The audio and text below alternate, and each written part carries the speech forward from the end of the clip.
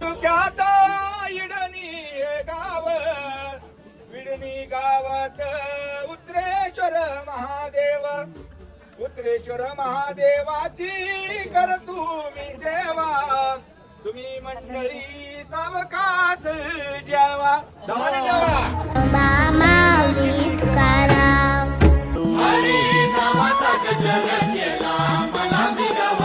जन्म झाला वारकरी, पाठ समजली खरी, देह देवाची पंढरी, विठू मनाच्या गाभारी, श्वास झालं जपमाळ, मन चिपळ्याने टाळ.